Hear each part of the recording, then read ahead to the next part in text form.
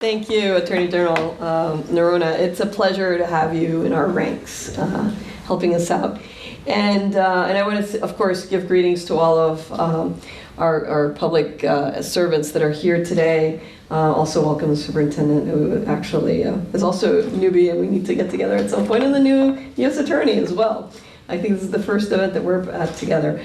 But most of all, I want to thank Congressman Langevin, because not only is he doing amazing work for us in DC, but he is the kind of visionary leader that keeps Rhode Island leading in the country.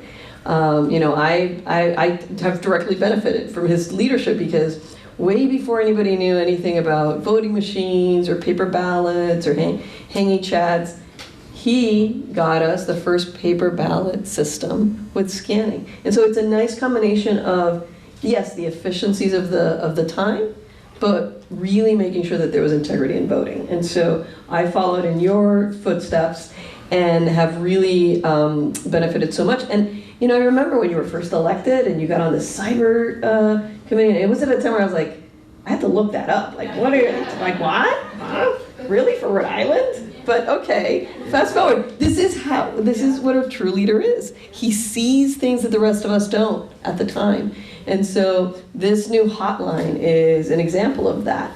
You know, as your Secretary of State, I have come to really understand how different a time it is that we're living in. And it's part of the reason why I've taken some of the measures, like introducing legislation that helps safeguard dates of birth for voters here in Rhode Island. And all I've gotten across the state is the thanks, because people are so concerned about cyber crimes, about people using the data. When we first provided that download 15 years ago, nobody thought anything of giving out a date of birth in a spreadsheet with, you know, 790,000 of, you know, of our voters.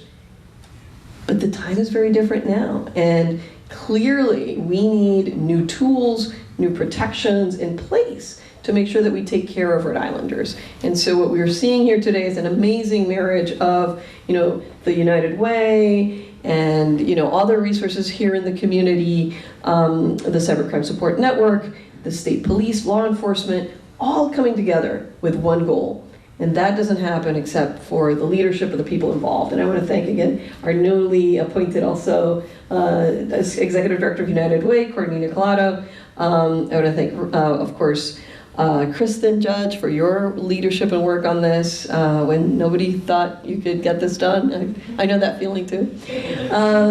And Congressman Langevin, thank you. And thank you for inviting me to be a part of this and be able to celebrate and get the word out on this important resource.